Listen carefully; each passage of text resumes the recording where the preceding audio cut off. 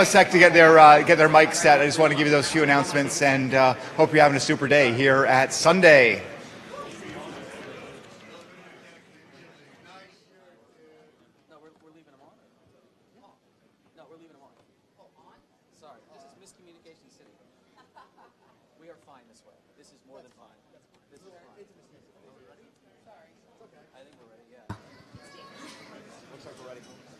Okay, so I checked.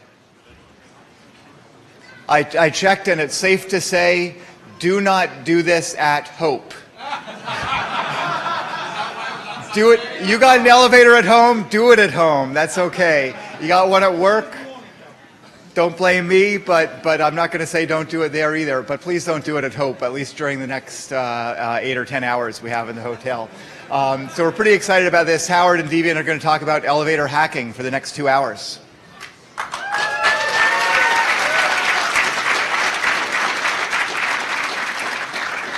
All right, we should have some slides probably, right? There they are. So yeah, this is the elevator hacking talk. This is the talk that we were told had to be on Sunday because reasons. So who are we and why are we the ones up here talking to you about this? Some of you have seen me before. I'm Deviant. I own a pen testing firm that focuses mostly on physical side, so breaking into buildings, stealing stuff, getting back out again. I have used and leveraged elevators in that line of work a whole lot, and it's really funny. Howard? Hi, everybody. I'm Howard. I'm an elevator consultant, former inspector. I'm not a member of either of the two fantastic local unions that New York City has. I'm frequently found in Atlantic City and Las Vegas in the casinos, and my favorite beer is cheap beer. Right on. And are you here representing any particular employer today? The standard disclaimer applies. The views and opinions expressed herein do not represent those of my employer, and I am not here representing Payne Elevator despite the name. All right. One other caveat. This is serious fucking stuff. So most of you probably ride elevators every day if you're from New York City, and most of those trips happen without incident. It's very rare for a passenger to be injured by an elevator, but it can happen. Most of the injuries that occur in this field are people like me that are working either on the car top, in the hoistway, or the motor room, or the pit. Yeah. Now, industrial accidents aside, elevators are generally safe, and we don't want to give people the impression that that's not the case. So, with that being said, though, if you're messing with them, there are various failure modes that can result in grievous bodily harm. In this case, you might notice there is a leg in the 1-inch gap between the car sill and the landing sill. Yeah. Amazingly, this leg was saved.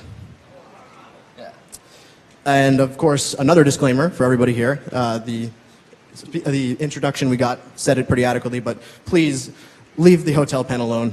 And they do have cameras in all the elevators, as you're probably aware. So all being monitored by the NSA. Yeah. Yeah, just because you think you're smart enough to be like, well, I'm no dumbass, I'm not going to die. I'll just fool around a little bit. It'll be okay. Right. What's wrong with a little harmless fun, right? Yeah. We should have volume on the laptop.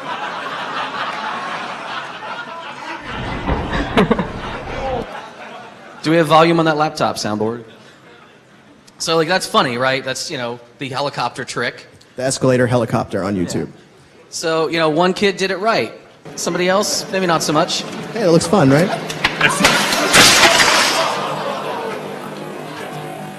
It's all fun and games until you wind up with a felony criminal mischief charge. It's caused thousands of dollars in damage. Yeah, so just because you think this is funny and you saw it and you learned a little bit, you're not a fucking professional. We are. Well, he is. I stayed at Holiday Inn Express last night, but he is. This is his jam. He's trained for this. What you're about to see, some of this is stuff that looks fun, but you really, even if you've heard stories of people doing it, you probably shouldn't. Trust us, please. So, a little introduction to elevator tech. Because a lot of you might be kind of the train spotter type who's very interested in how certain systems are and how they work. You might not be aware that elevators, even though we ride them all the time, there's a lot of variety on the back end, but you can fundamentally think of them as coming in two flavors. Elevators are either overhead traction, where they're hoisted by cables, the industry would call them ropes, or they are driven from below by a hydraulic piston. So you have traction elevators and hydro elevators. And there's a lot of breakdown beyond that. There's, geared and gearless, there's pitless, holeless. There's a lot of things in the slides that are in the wiki that are not in our slides. If you really want to get into the deep terms, we put it all in there. But just understand that's what you're talking about. You're talking about elevators that go up and down, and they drive themselves by means of either an overhead traction or by means of something in the pit pushing up. Now, what gets interesting about this, however, is people think that the elevator is really, it's a fixed machine. You're in this room and it must be hoisted on all sides and it's all affixed and okay, and this is driving up and it's really anchored in there. This is what is actually just moving the cab positionally. This is actually not moving the cab. This is what is guiding the cab in the hoistway. Elevator cabs, again, look at the slides that are going to be on the wiki for more details. The elevator cab is just guided gently by two rails. Rails and rollers on the sides are guiding this cab up and down the hoistway. It's not anchored in all four corners. The actual car sling itself is really minor. It's not a complicated machine. You're interacting with something that is just drifting up and down very lightly. And in this hoistway, it's simply stabilized by some rails. Where you usually interact with something that Howard is going to talk about. And yeah, okay, there you go. So this is my elevator. And brought it from home. Yeah. So what you're looking at here are what we'd call fixtures. On the left side of the slide, this is the primary means of a user interacting and giving instructions as far as what destination they want to go to. That's called the car operating panel, or sometimes the COP. And when you push that button for floor 1, 2, or 3, you're registering what's called a cab call. That's as opposed to when you're in the hallway, you push up or down, and that's called a hall call. There's also position indicators, both traveling with the car, that tell you what floor you're at, what direction it's going, and in the hallway to let you know, if you're about to get on an elevator that's going in the wrong direction. Please don't do that. Yeah. So again, when the elevator is driving you up or down based on the instructions you've given it, that's happening from the motor room itself. The elevator machine that you're riding in, the car, doesn't have its own power. That's being provided from the pit or the penthouse. Overhead traction elevators, you've got a nice motor room all the way on the top. It's called the penthouse. Here we have beautiful, gearless traction machines. Who makes these? I believe that was Westinghouse. Yeah, beautiful Westinghouse setup. If you have a hydro system, if you're being driven down from the pit, motor room's not nearly as sexy. Motor room and machine room, interchangeable terms, by the way. Hydro machine room, you're looking at a hydro tank and a pump system and a little controller on the wall. Because space is really at a premium in so many buildings nowadays, they have made machine rooms smaller and smaller. They even do make something called like a machine roomless elevator. What is it? Well, it's a hydraulic elevator that has the pump system in the pit, also known as, why does my hoistway smell like burning hydro fluid? So the controller in the motor room is basically the brain of the entire system. All of the fixtures and sensors that are part of the elevator system, and even the motor, of course, are tied back to this controller, which essentially is taking all of these inputs and making decisions and driving these different outputs, like the motor that actually provides the hoisting, the motor for the door that's opening and closing, pretty much everything that the elevator is doing. Yeah. This is what is controlling your direction of travel. This is what is choosing how to operate. This is what is deciding whether your call is a valid call or not, or whether you're going to bypass some security or not. And they're not all, this is kind of a newer setup. They can be pretty old, right? What are these people about to see on the next slide? This is going to trip out some of the old heads in the room. Yeah. Slide. This is a number 5 crossbar. No, I'm just kidding. This is actually an elevator controller. This is made by Otis. I believe it's a UAL controller.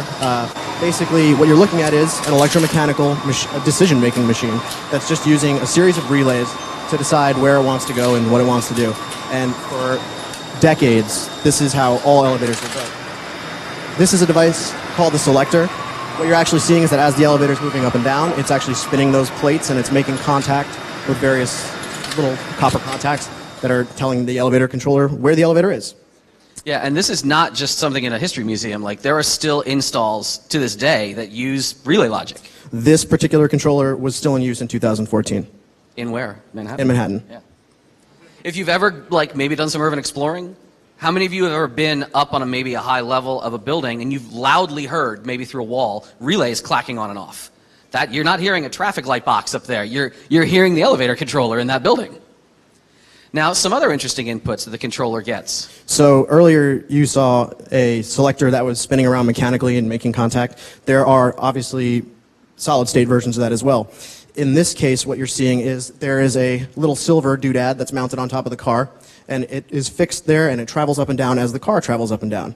Now there's also that black tape that's behind it. That runs from the top of the hoistway to the bottom of the hoistway.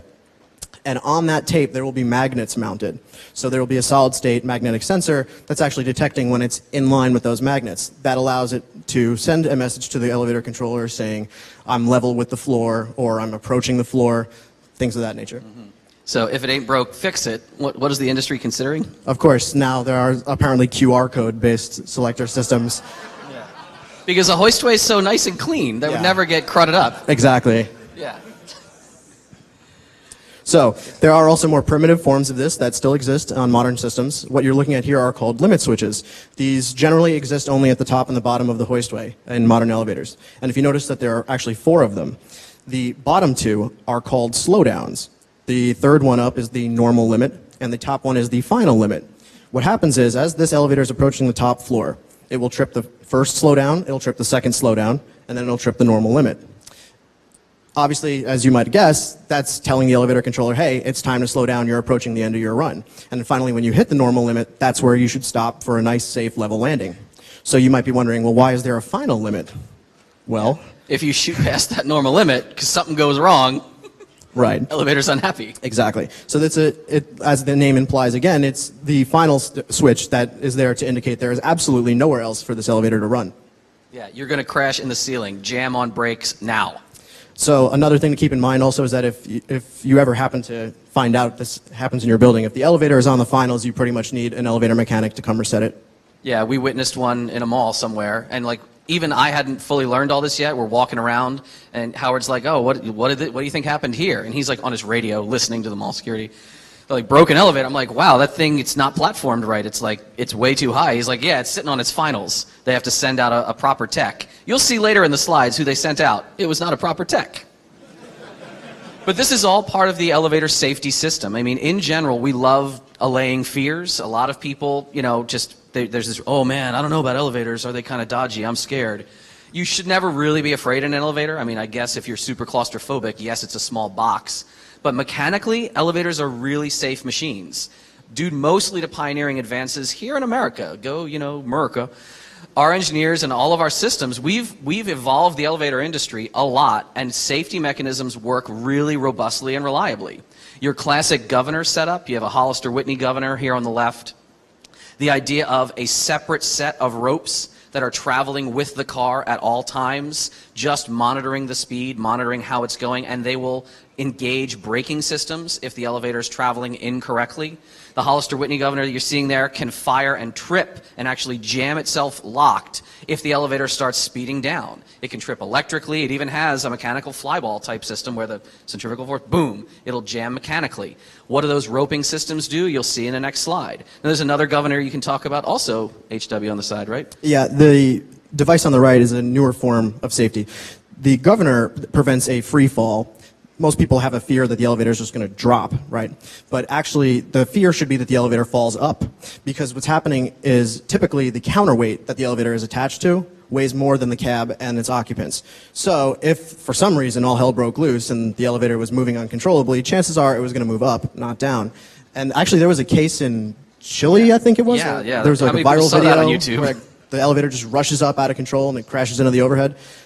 That's exactly what happened. So the device on the right is called a rope gripper, and it's intended to prevent that. Yeah. So elevator safety systems have been growing and evolving ever since Elijah Graves Otis created the first rail gripper mechanism. And you're seeing this demonstrated here in this non-American, very British TV show, which you can tell not just because of the gentleman's teeth, but because of the fact that he is being raised up a not insubstantial amount on this elevator, and then they just kind of saunter over a workman to chop the line. But because of the positive force on the rail gripper, you're going to see the same demo that Elijah Otis used to do at various fairs. And they say, all right, this is going to work the right way, isn't it? Okay, I hope so. But sure enough, clunk, click, and then you just don't fall. And that's what Elijah Graves Otis would do, and he would famously shout down to the crowd, "All safe, fellas," you know. And this kind of idea, the idea of positive lock mechanisms, interlocks to prevent free fall, are how most elevators are built. We talked about the governor roping system. This is a side view of a hoistway. You can see the rail and the roller on the side. This roping setup, that's the governor rope. And again, we already told you they're not ropes. They're not running on like hemp fiber. These are cables. They used to. They used to, yeah. Hemp is strong, man. You've had the wool pulled over your eyes. So yeah, this is the governor roping setup. And imagine that's traveling with the car. You can see the little swaging tool that's locked up there. Now, if the governor trips and jams shut, that rope will yank and actually pull on the safety mechanism. And they're all different styles of safety mechanism, but they're all doing the same thing. They're firing, they're jamming, you have wind-up safeties. There's a number of them, but their whole deal is stop this car from plummeting. And if all else fails, you should still understand that there are additional mechanisms down in the pit. Whether you're talking about hydros or overheads, these are all pictures of pit buffers. And if you've ever seen, because maybe you were exploring somewhere you shouldn't, the pit of an elevator system, you may have seen the spring buffer or the oil buffers down there. Some people just assume, they're like, oh, so when like the elevator is done its travel, it's probably sitting on that, waiting at the bottom of the hoistway. No, the elevator's never supposed to touch this except during, you know, special tests that he can run. This is there just to absorb the full weight of the elevator at full rated travel speed. And they're completely going to survive that. You're going to see maybe some footage of that later too. If you're in an elevator when that happens, you may be grievously injured, but you probably won't die. Yeah. Elevators want to keep you alive, and elevators do their job really well. If an elevator's running on automatic mode, you're going to be okay, right? Generally speaking. Yeah.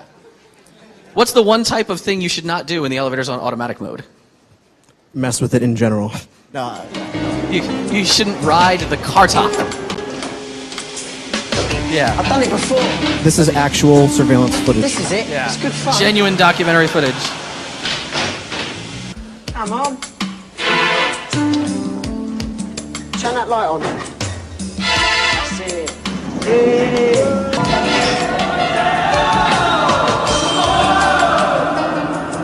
Oh, this is brilliant. I can't believe it. But again, they're not in control of this elevator. They're just riding it, but someone else is driving it on automatic.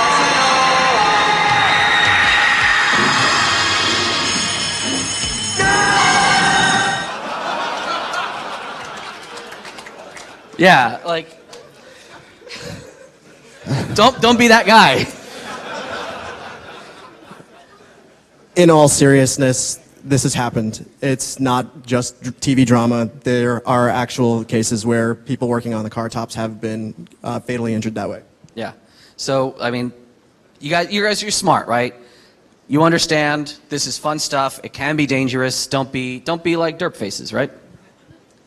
So we talked about automatic mode is very safe. Who is interested in finding out stuff that's not automatic mode?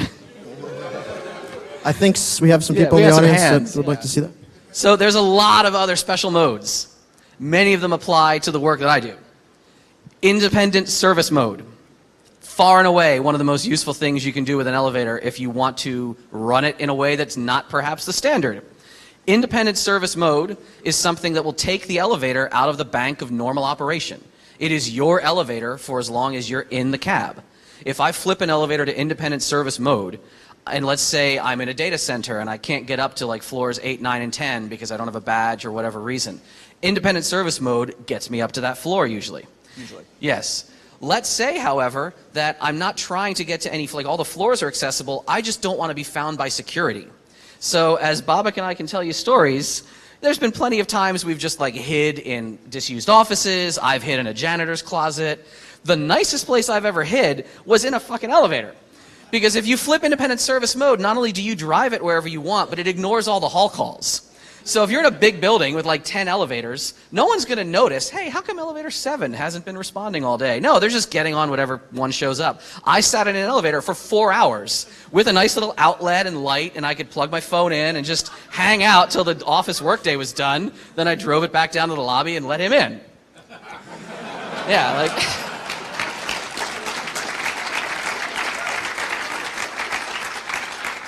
So sometimes those are key switch operated, sometimes those are toggle switch operated. There's a lot of things we'll tell you about little hidden panels, but independent mode far and away is what most people go for right away when they're trying to do funny things. That's not at all the only mode, right? Now, independent. Mic check. Check, check. Sure. So independent mode should not be confused with attendant mode. Attendant operation is very similar to independent, but they are in fact different. It harkens back to the days when there was actually a dude or a woman in the elevator that would run the cab and pick up passengers and manually control the elevator. And what they would actually have is usually a crank like this in a really old elevator, but in a more contemporary elevator you might see something like this. So what this actually is, it's behind a lock panel. If the attendant has the key, they put it on attendant service, and these controls allow the attendant to make decisions about how to proceed picking up the calls. So for example, if it's the Hotel Penn and there was an attendant and a ton of people get on at one floor with a bunch of bags and the elevator is full, they might say, you know, we should reverse direction and just bring these people down to the lobby because it's full. There's no one else who's going to get in here, right? Or maybe there's a VIP or an emergency or something like that. So the up and down buttons allow the attendant to say, it's time to reverse direction. The bypass button, sometimes the non-stop button, what that actually does is allows the attendant to make the decision to skip the hall calls. It doesn't clear the hall calls, it doesn't ignore them, it just temporarily skips them until the duration of this particular ride is over. And then it'll continue to collect those calls as it resumes normal operation. Yeah, but it's expensive to have an attendant. It's expensive to like hire an attendant. And if you have various priority needs for your elevators, what if you want, here you can use that one. What if you want to not have an attendant standing in the elevator anymore, but you still want to, let's say, prioritize some big shot or bigwig? Well, tell them a little bit about executive mode. Sure. So executive and express priority service, as the name implies, are various priority modes that allow an authorized person to register a call that the elevator controller will give priority to over normal plebeians. Basically, what it does is if a person has a key, they might have a special key switch at the hall station where they'd register an up or down call. And when they insert the key and turn it, it tells the elevator controller, this person here is more important than any other call that you have. Service it as fast as possible. The basic difference between express service and executive service is that one will reverse direction of the cab and dump people out. The other one will just continue in the same direction. Yeah.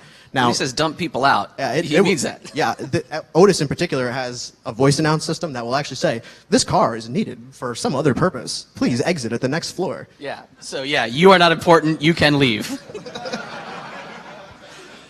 How about one, this is one that some people might find obscure, but there's actually a lot of elevators in the greater New York region that run on Sabbath mode.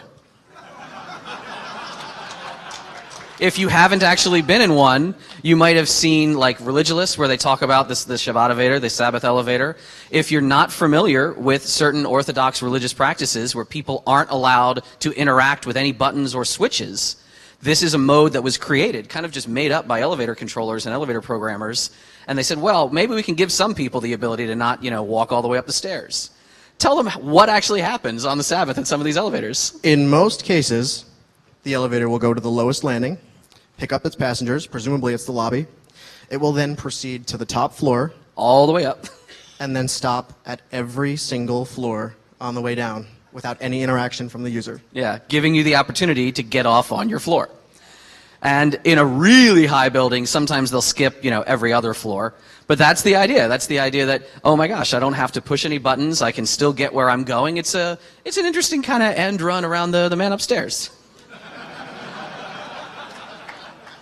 Let's talk about a feature that is not also very common, but damn it should be, and you would be wishing for it maybe if you were at a conference like this one.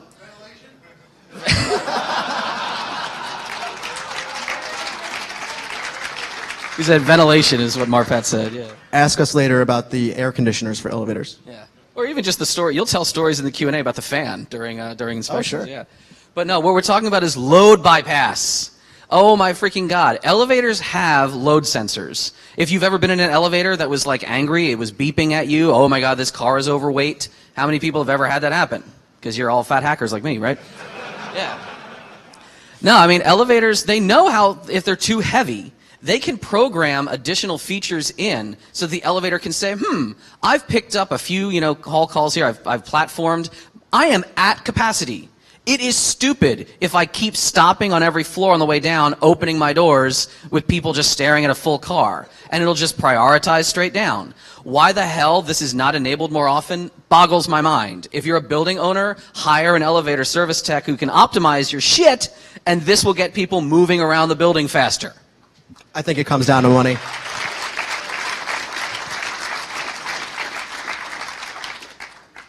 You can also enable this while you're at it.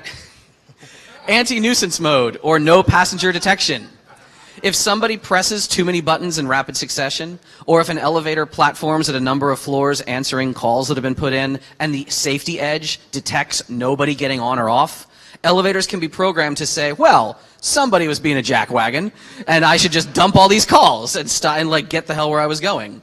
We accidentally found this in, I guess this was a ShakaCon. Keep going. We were kind of drunk, and we go, oh wow, look at that, that's kind of funny. And we just kept slamming buttons, seeing how many we could press. And you'll notice if you press buttons too quickly, they'll start to decide just to dump out all the calls. That's anti-nuisance mode. It's like they know we're here.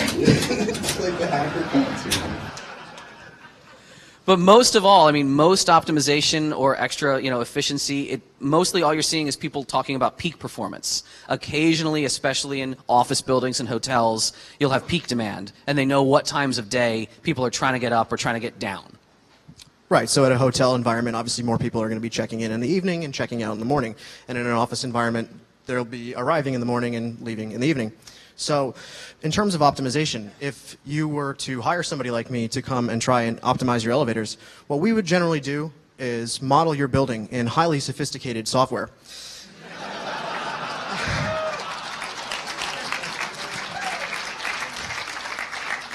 Now, you think I'm kidding, but actually it turns out that Maxis did not really design this from the ground up. They actually found some guy in Japan that was working on a serious building simulator to model elevators. And that was the evolution of Sim Tower. Yeah. So in a nutshell, it's actually frighteningly accurate. If you want to talk about Sim Tower, I'd love to. Yeah, you can what did you tell me about the motor room in Sim Tower? Oh yeah, if you double click the motor room, it gives you all kinds of programming options for the elevator. You can program it for different times of day and peak operation and all kinds of things. Yeah. Something that doesn't apply here as much as maybe our folk who are out in the West Coast. Sure. Well, actually, it does apply here, believe it or not. Yeah. We're in what, Region 1 here, I guess? Zone 2. Zone 2. So basically, by code, elevators will be grouped into 3 different seismic categories depending on where they're located. So there's, for example, seismically stable regions, and then there's Southern California. So when you're in a seismically active region, because the elevator is obviously a moving object and Newtonian motion and all that fun stuff, if the building starts to sway, right, equal and opposite reaction, the elevator is going to start to move too. If the elevator is moving a little bit too much, there will be sensors. Sometimes it's just a little ring on a string that's traveling up and down, and if the ring makes contact with the string, it completes a circuit, things like that. And if that happens, it tells the elevator controller, all hell is breaking loose, you better get these people off this elevator immediately. Now, what's interesting about seismic mode is that, unlike some of the other emergency modes we're going to talk about in a second, seismic mode can actually move you up. So most people would think, well, why would an elevator bring me up in a building when an earthquake is happening? And the reason is actually that because the counterweight is also part of this mechanical system, the idea is to move the cab away from the counterweight whenever possible, so that if, for whatever reason, if the counterweight would manage to break free from the rails, you don't have this, massive 2,500-pound weight swinging around the hoistway. Slamming into the car. Yeah. But perhaps, when he told me about that, I was blown away. I was like, oh my God, that's like the craziest piece that's amazing, tech mode. That's got to be one of the wildest things. Imagine hell breaking loose like that. Well, there's another hell breaking loose, right? Sure. Instead of seismic unrest, there's also civic unrest, right? So, riot mode, in a nutshell, is designed to allow building owners, who of course own the means of production, to keep the proletariats from ransacking their fortresses of solitude in an event of civic unrest. So let's just say, let the rowdy Occupy movement was outside throwing bricks through windows and whatnot. What this mode does is basically locks out the lobby or other designated floors that might have access from the ground level. The idea being that the occupants of the building can actually still travel around inside the building undisturbed. Yeah, just like swirling their brandy, being nose in the air, be like, I heard the ruffians are very Twitter out there. Now, you may have probably never experienced riot mode. You may have seen or experienced, even depending on how your health has been, code blue mode. Has anybody ever seen, medical service, medical emergency service in a building? Maybe you work in a hospital or something. Medical emergency or code blue mode, it's very similar to that VIP priority service. The idea being, if you are a doctor or someone in care with someone who has a life-threatening condition, you can seize one elevator out of the bank. The controller will prioritize immediately, even more so than with a VIP. It'll prioritize the absolute closest car, flip direction if necessary, make that announcement that says, this car is needed, you're not important, please get out. And then a doctor will wheel that gurney in and, get someone up to obstetrics or get someone to the ICU or what have you. Another thing about hospitals and other medical modes, there's code blue, there's also code pink. Does anybody, not that code pink, does anybody want to guess? Is my color shifted way off? I don't know. That should be very pink. Somebody already guessed it, yes. No, code pink is baby theft mode. If you're not familiar with the security related to maternity wards in hospitals, the security of actually like the little baby LoJack, they have all these interesting response procedures that happen in a building when a baby is moved in an unauthorized way. And some of those involve automatic door locks, some of those emergency alerts that go out over the PA. The elevators in a lot of big hospitals are part of the security operation. The elevators will behave in what is known as security recall mode. Security recall mode, which doesn't exclusively exist in hospitals, you can have big buildings that can manually trigger it if necessary. Security recall basically turns the elevator into a man trap. You can forcibly take control away from whoever's in the cab and deliver that passenger and any other occupants to a floor of your designation, the designated security recall floor, usually right by the desk, and then optionally either keep the doors shut and not let the person get out under any means, or forcibly cycle the doors, giving them no place to hide themselves while a bunch of people are standing there with guns saying, "Get out of my building, what are you doing here?" So that's security recall mode. Not to be confused with security service, which is a catch-all term. A lot of times you'll see key switches that don't seem to make a lot of, what is this? Security, priority, whatever. Like this one, I was walking around a hotel, and I said, okay, well, what do you see about these 3 key switches? We've got our light and fan, our inspection service, and we've got security service. And I showed this to some tool people last night, and one of them said, well, one of them is keyed very differently, right? The keyway is different. And I said, you'd think it's different. It's actually all the same keyway. One of them has just been beat to hell. So I walk by the front desk and I'm like, hey, you seem pretty cool. I've been rapping with you every time I walk by. You're a nice guy. Just tell me, I do a lot of work with elevators. What's up with the security service that you apparently are using 20 times a day? Are you having security incidents all the time? And he's like, no, the maids use that to go to the basement. We just turn that on and disable the lockouts. So just because you think you see something you understand, it might not be doing what you expect it to do. And what a lot of people don't know what they expect it to do is the big one. Fire service. So, in the lobby of pretty much every building built in the 1980s and later, you're going to see a key switch just like this at the lobby or some other designated landing. In super tall buildings, they'll have sky lobbies that'll have their own switches in those lobbies. And what this basically is, it allows a firefighter to manually put an elevator on fire recall mode. So, you've probably seen signs near the elevator that say, do not use elevator in the event of a fire, use the stairs, right? And no unaccompanied children, something like that here? Yeah, apparently that's the rule here with your elevators. The point being, though, that elevators do have ways of detecting when the building's on fire, sort of. The landings, the area immediately around where the elevators open up, will have a smoke and a heat detector usually. That will be tied back through the alarm system into the elevator, usually by use of dry contacts. What will happen is, if there's a fire or smoke condition that's in front of one of these landings, the elevator controller knows that there's an emergency, and it takes the elevators out of automatic operation and brings them down to that designated landing where those key switches are. The point being that passengers should not be allowed to operate the elevator when a fire is happening. There's tons of cases of this where somebody ends up in an elevator during a fire situation and the doors open to a floor that's on fire, and it's obviously not a pleasant end. So that's fire service mode 1. Phase 1 is what we'd call it. So the thing is, if the fire is not at the landing, the elevator might not be in phase 1 by the time the firefighters get there. So they have the key that they can insert into that key switch and turn it to on. When they turn it to on, it'll manually bring all of the elevators down to that. It forces phase 1. Right, exactly. It'll bring all the elevators in that bank down to the floor, lock them out, clear all the hall calls, passengers can't ride it, passengers can't call it, et cetera, et cetera. The difference between these two key switches is that one is at the landing, that's the one on the left, and one is in the cab, that's the one on the right. The one on the right is what's called phase 2 operation. This allows the firefighter to then go inside the cab, flip that key switch, and although the elevator thinks the building's on fire, it'll still run and allow the firefighter to do what they need to do. It's saying someone authorized is in this one particular cab who knows what they're doing, surely is a firefighter, not at all a pen tester. And I should take all the calls this person is giving me, and I should take all the instruction that I should be told to do. Now, if you are not trained in fire service mode, the elevator is not behaving the way you think it will behave. You will possibly get yourself stuck in the elevator. You'll possibly not drive it the way you think you can. Please don't screw around with this, even though we've done it a lot.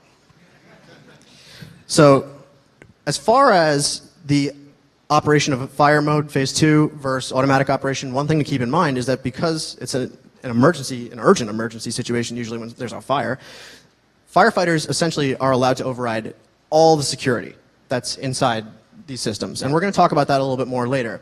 But you might be thinking, okay, so you're disabling all these priority, systems. yeah. What could possibly ever override fire service? Who could be more important in the elevator world than a fire person?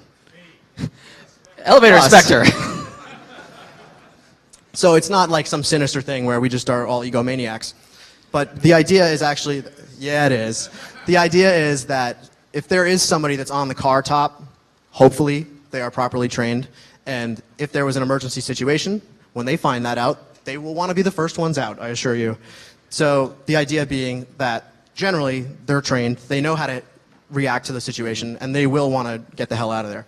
Yeah, if you're running hoistway inspection mode, if you're operating in the hoistway, you know it's the most dangerous place to be. Yeah, sorry. Yeah. To clarify again, it's because the hoistway is an extremely dangerous place. It's not going to just automatically move the cab when someone's up there working. Yeah. And what you might find out later, and we're not going to answer too many questions about, there's a whole bunch of auxiliary controls that you can drive and run the car from in the hoistway outside of the car itself. We're not going to tell them about that, though. No. What you need to realize is that this is an industry where if you're not from the industry, again, we keep kind of hitting this, you might not think something is working the way it's working. This was my favorite story when he started teaching me about all the different switching mechanisms, and I was like, oh, look at that, a shutdown switch. That's kind of funny. I guess like you could take them out of service for, I don't know why, like you got to save power because you're a greener building initiative, but you know, what if there's a switch that says shut down and on, which position has the elevator shut down and which one has it running? Break it down for him. Yeah, so in this case, to shut down the elevator, you turn shutdown to on. Yeah. So yeah, if you're not from this industry, like ask us questions about why things aren't working the way they're supposed to work. Let's talk about some things that should work certain ways and then don't. Who would like to understand more about elevator security? And then we're going to piss all over it. Simple elevator security, things like denying users the ability to make hall calls, right? So there are a couple of different ways of doing that. Talk to them about that. Sure. So what you're seeing on the left is a newer cutout, as it's called. What it basically is just a key switch that's wired in series, usually, that allows somebody with a key to complete the circuit by turning the key and then pushing the button. You're seeing the same thing on the right. It's just an older setup.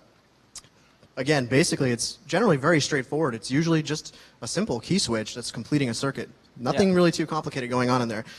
Occasionally, you'll see serialization on like really super large jobs, but it's definitely the exception to the rule. But yeah, the idea of, has anyone ever been in a building where you couldn't register a call the normal way? Like maybe I found this button and I was like, oh, it must be an elevator, you know, push button. No, it's a light. The only way to register and latch a call was to use my room key. And then that made the call. But of course, what is right below that light? Fire service mode. Yeah. That's very common, though, the idea of denying people the ability to make hall calls. Denying people the ability to make floor calls from the elevator with cutout locks, right? Sure, absolutely. It's exactly analogous to locking out people from making hall calls. The idea being that inside the cab, there's a key switch that interacts with the button to prevent somebody from using it. Now yeah. This is not actually wired in series the way that something in the hall A lot of people think it just breaks the circuit. No. No. We'll get into that. This is another cutout key. It might be a different key than the ones you saw, those little wafer locks. Does anyone tell me what kind of lock this is? Yeah, Medico. That floor 7 is way more interesting than the floors apparently in the other photograph there. Here's another instance of a Medico lock, right? Yes. But now something's different here, right? Right. So in this case, there's no button, right? It's just the key switch. not a good idea. So why would that be not a good idea? What's different about this? You know, they both have Medico locks. Why would one not be code compliant? Shout it out if you think you got an idea. Yeah, they got it. Good audience. Who cannot fuck around with 1 billion keys when they're trying to operate the elevator? Fire personnel. They need every floor to have a button that they can register a call to and not screw around with individual key switches. So, yeah, so all of this that you're about to see, these are all different ways that people try to secure an elevator. It's not really going to work. We're about to break it all down for you. Honestly, like, well, I've seen one that worked. yeah, you found one interesting locking setup, whereas, you know, here's a picture of a hall call button, and there's a big lock next to it. It's not locking the hall call. This is not a hall call cutout. No. No. So, as you might guess, this is from a detention facility. Now, this is actually also not code compliant, although they were able to get a variance to be able to do this. Although it probably wasn't the greatest idea because somebody actually did end up getting injured as a result of that. So, with that being said, if you're trying to secure your elevator, this would be a great way to do it if you could. But I'm just going to go ahead and recommend vestibules and other forms of control around the elevator because as you're going to see from the next couple slides, there are a lot of different means. Yeah, if you're not physically securing the elevator area, you might as well think of your elevator as an open stairwell. Everything that you just saw, all of those different security practices, let's take a giant dump on them. How about that? So, how about when there were no hall call buttons? How are you going to get the elevator to show up? Oh no, I have no hall call buttons, but I do have a piece of paper. Click. What just happened there? Let's just try that again for a second. Oh, there's no hall call buttons. Click. I'm going to get to class on time. You could probably figure out what happened. The elevator was platformed at that lower level. That was its recall level. So somebody just tripped the safety edge. They just stuck something in that broke the IR beam, and the elevator said, oh, I got to bounce my doors open here. Somebody's trying to get in. That is not a universal trick. It just happened to work on that one elevator. But something to keep in mind, a lot of these tricks are like that. No, it's totally smart to stick things through hoistway doors when you don't know what's beyond there, right? It's totally he said safe. It, not me. What most of what we're about to show you, though, I mean, that's just fun and hokey, but key switches. Key switches, key switches, key switches. Understanding the mechanical switching systems and understanding how to exploit them, how to get the right keys. This is what most of us do on a daily basis when we're trying to exploit elevator security. So there's a lot of different key switches, and there's a lot of different fixtures and brands that Howard's going to tell you about. And on jobs, an elevator tech will usually, you know, all right, I've got to open this key box and get the keys for that job. Or you go to the building manager and say, oh, we're here to do your inspection. All right, give me the keys. In the industry, very few people really collect these keys or monitor these keys. They say, oh, this was the key for this job, and then they hand it back. Now, if you've explored around, you might find like keys laying around and be like, oh, I got to check, I'm going to write this down, or I'm going to use this key. That's something that like urban explorers might do. What Howard's been doing for the past years and years and years in this industry is not just like finding and writing down keys, but logging systematically every single key he's ever found and every single key switch where it has worked. As far as I know, he's the only gentleman that's been maintaining a database of keys and a collection of keys with full knowledge of where to use them. Now, this was Howard's keys when I first met him. Would you like to see Howard's keys today? There's more of them. It's actually even bigger now. And I Kind think of puts into perspective those sets you can buy online. Yeah, I think I left one or two at home too. So yeah, talk to him about why you need this many and what you're seeing on jobs. The basic reason that there are so many different keys is because there are so many different manufacturers of elevator fixtures. I'm not going to get into all the details of this because I don't want to waste too much time on the differences between the fixtures, but what it really boils down to is that if you are attentive to what you're actually seeing, you'll start to notice patterns. So if you could go back one. Sure. This is something you can recognize very easily usually. This is the Otis chiclet, or the Series 1 fixtures. We call them chiclets because they look like little square chiclets, and they're very recognizable in that way. They're almost always keyed alike. So if you happen to notice that the elevator is using those fixtures, you also pretty much know what key it's using. And that applies not just to that particular line of Otis fixtures, but to newer Otis fixtures as well. There's a company called GAL Manufacturing in the Bronx. They are also generally keyed alike. Innovation Industries, another huge manufacturer of generic fixtures. Again, these aren't usually key to elevator like. brands. These are resellers of aftermarket parts. Aftermarket parts, yeah. And they're all key to like. And again, I mean, we can do this all day. Adams is another a provider of parts. They key them alike. I do this to him all the time. I send him photos from jobs, and I'm like, I'm in this building. I need to know what key this is. I really got to get up there. He's like, come on. It's a square button. It's not recessed. You know this. I'm like, no, I don't. Tell me what the hell this is. He's like, Schindler. I'm like, okay, fine. Security's coming. I got to get out of here. What's your answer invariably is always like, sometimes he'll text me before he's like, the email hasn't loaded yet. I'm on my phone. It's probably EPCO. Like, because everything's EPCO. Yeah, EPCO is definitely a very popular one. Now, when you see, like, when he rags on me all the time, right? Because he's like, you know this. What's the font? What is it? I'm like, I don't know, dude. Come on, tell me. But, like, if you actually compare, you might think, well, I mean, they're just round and they have a button and blah. But, like, look at them side by side. If you get into this, you'll start to learn how to distinguish. You'll start to learn various characteristics, and you can kind of, like, train spot them, just like he does. We'll give you one that's really easy. How many people have seen buttons like this before? You've been probably in like a low rise, a slow high, like hydraulic elevator, like a Holiday Inn or something like that, right? This is your classic low rise elevator system by Dover. Yeah, Dover had this market cornered in like low rise hydraulic elevators for the longest time. Dover ended up getting purchased by a company called ThyssenKrupp. ThyssenKrupp now makes their own fixtures, but for a while they were still installing Dover fixtures. But then this is great. Just right. like talk through this one. Okay, so this is something We just had to show you this for a second. This is something I saw once on vacation, actually. Obviously, it's a Dover elevator, right? Because it says Dover. And just take my word for it, that's a Dover position indicator. It's just another one of the many fixtures that if you start to recognize them after a while, you'll know who made it and where it originated and, again, how it's wired and all the fun stuff about how it works. But this is where it starts to break down. This is not a button. This is the firefighter's jewel. This indicates to a firefighter when the building is on fire and the elevator's on phase 1 and 2. Not the stock one, though. But it's weird because it certainly looks like a button from a distance. And if I had to guess, if you were paying attention to the other slide, it looks like an Adams Survivor Plus fixture. It's just weird. It doesn't really seem to jive with the rest of the panel. And this is also pretty weird. This is actually a ThyssenKrupp key switch on a Dover, again, on a Dover panel, but it's a Dover compatible ThyssenKrupp key switch. Stop me if this is getting weird. But they're making parts that obviously fit the systems that they used to make. It's just a newer model of it. Now, again, they've got Adams fixtures for the push buttons for most of these floors, except apparently not for 4 or M. For some reason, they didn't need to make those vandal resistant. And then they have EPCO Designer Line, I believe it's called, is the push bar right there that's custom engraved. But this is the one that drives me really nuts. The door open button has no light. The door close button has a light. So just to, I guess, let you know that it's ignoring you when you push door close. Yeah.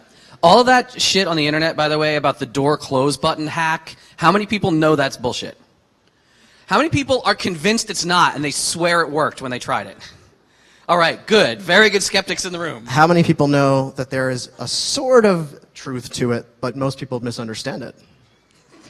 All right. What is your theory for why people probably started that rumor? There's two things. The first is that on independent service, you have to hold the closed door button to close the door. That's how the elevator knows when to close the door. Somebody's running it and it says, okay, I'm ready to close the door. They hit the closed door button, the door's closed.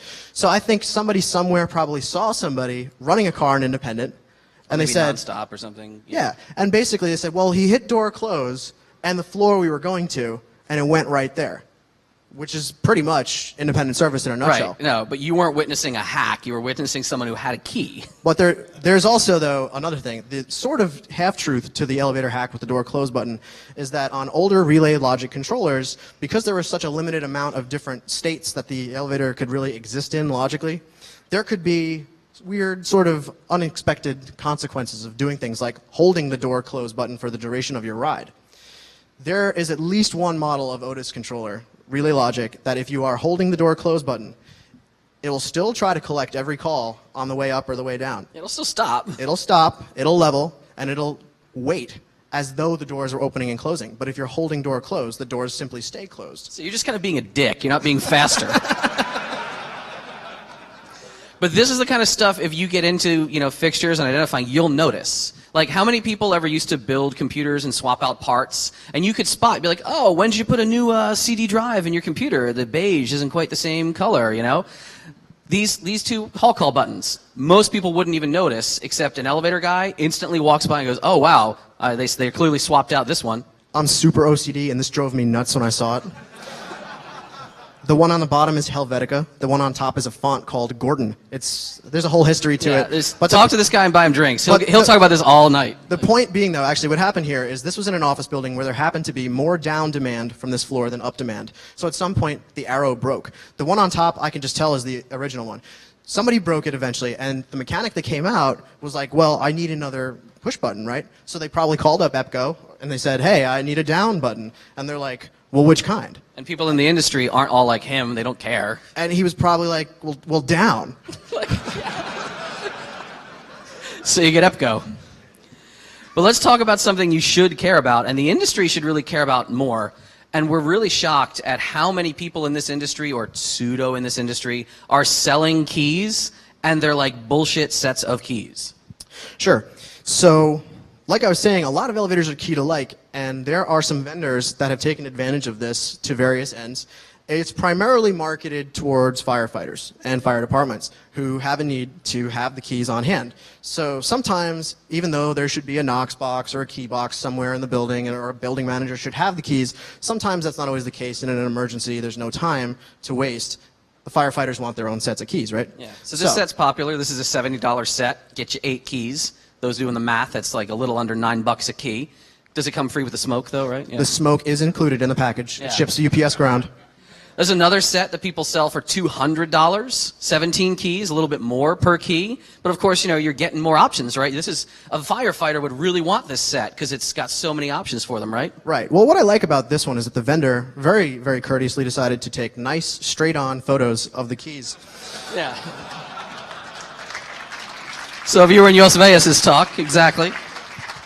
And Howard was able to look at those and instantly identify most of them, and he realizes what a useful set this is. This set is probably one of the best values in the industry for fire departments, as long as your particular fire department serves a geographic area including Massachusetts, New Jersey, New Hampshire, New York, South Carolina, and Arizona.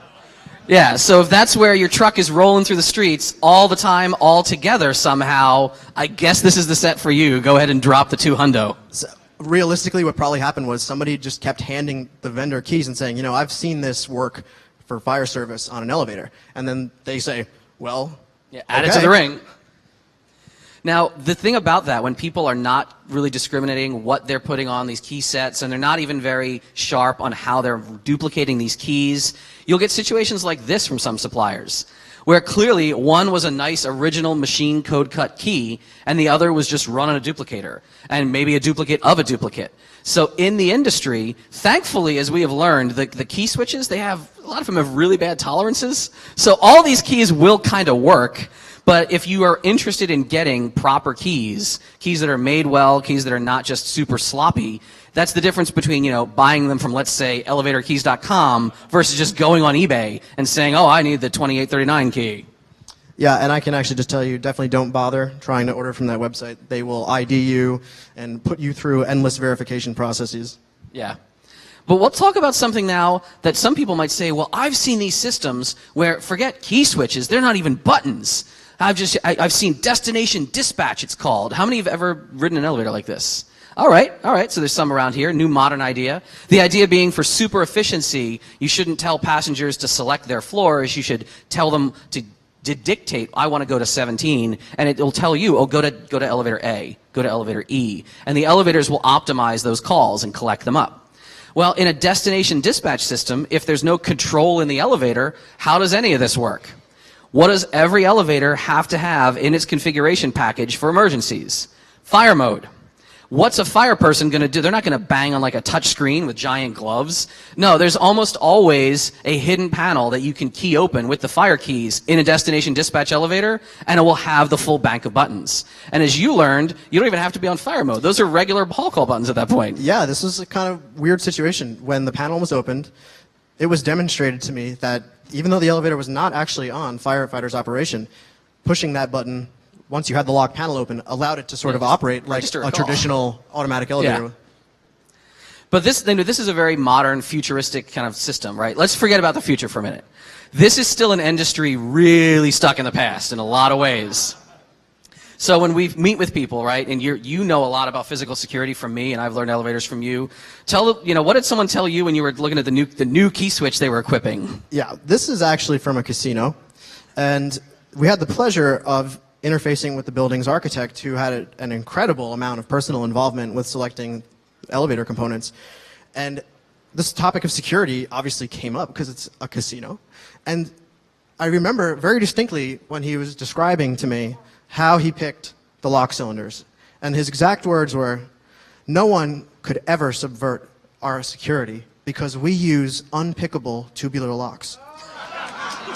Yeah. So yeah, I mean, they think tubulars are the latest and greatest thing that ever came out. Somebody somewhere pushes Medico keys in some instances. I got a big collection of them through him. I laid them all out, and I said, well, that looks kind of funny. Baba, give me your screwdriver for a second. And I tightened it up on the screwdriver, and I said, oh, well, okay, first of all, what you got here is keys that are the same bitting and same cut for half the damn blade of the key. And the rest are all just part of a mastered system. What did you learn from Yost yesterday, and what did you learn from us if you ever talk about master keying? You can decode the top master key with a large enough sample data set. Not going to say we did, but, lol, we did. I got this photo from him from a restaurant one day. He's like, check it out. I'm like, wow, okay, you're on like a Dover job, right? Looks like a Dover impulse key. He's like, it is, but you won't believe where it is. So there's just a lot of key reuse. There's like, people think these are unique keys, and they're getting them from a supplier, from a supplier, from a supplier. Your keys are not, Mouse is saying voting machines have this same situation. Somebody who's not building the lock, they're just ordering a part, is probably ordering a part that is not as unique as they think. Ask him downstairs or during the Q&A what NEMA 7, super destructo resistant, fixtures. Explosion-proof fixtures have to do with gumball machines, and he'll tell you a story. Here's another one, just kind of the behind the times thinking of the industry. This is the official instruction set from MCE, one of the elevator providers that does some Internet of Things, remote connectivity. And they very specifically say, create an Edge, account and punch a hole in your firewall called MCE support. Make sure the password is MCE support. In fact, go ahead and take your admin password, change that to MCE support. Just make it all MCE support so that we can always get in. So this is the latest generation of product, by the way, from MCE, the IQ and the iView systems. This is what they are now moving to for the idea of remote management. We're just going to let this video play and see what some people might think is, would you want your elevators with all of this functionality being connected to the internet with the same password on an XP box? Yeah, Josh wants the badges on the same system. They probably make a module for that. Yeah. The good news is, although this was installed in 2014, I believe they paid for the extended XP support. Yeah. How many people were at the social engineering talk? Very, very groovy. How many people are going to laugh at this? As your building's requirements change, you can customize your elevator's operation to fit your specific needs with a simple telephone call to our elite engineers. Elite. I wanted to reserve one of our elevators. It won't be a problem. I'm going to take elevator number 2 from the bank, and I'll reserve it for your move. You can restrict service to a floor under renovation in a hotel. Right. I've got it reserved. Or place a car on independent service to use it for moving furniture or for the exclusive use of a VIP. It can all be done with a single phone call. Indeed. Yeah. So you can call up and say, oh yeah, I need elevator 10 to be on independent service. And there's supposedly, a little owner card that has your credentials on it, which nobody could ever possibly bluff their way through and say, oh no, I don't have the card in front of me, but the VIP's coming right away. You got to do this for me, man. Yeah, I'm paying for elite service. It's the OnStar of elevators, basically. How about this one? This is great. The FEOK1 is the most prevalent, we would say most prevalent, right? Fire key? Yeah, but actually, let me take this slide if you don't mind. Yeah. So in 2007, the elevator safety code was revised to include a standardized fire service key. The idea was to remove the need for firefighters carrying these massive key rings. They said, let's just make one key. And let's restrict it because we want to make sure this doesn't fall into the wrong hands. There's too much that could go wrong. So it makes sense that they put in the code, you shall not have this key, it must only be limited to firefighters. It makes a little less sense that they put the direct bidding code in the freaking document. What?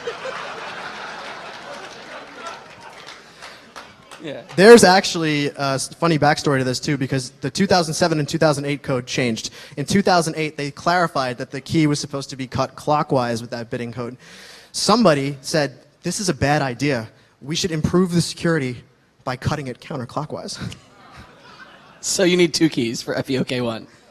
But in general, I mean, it's all naked on the inside.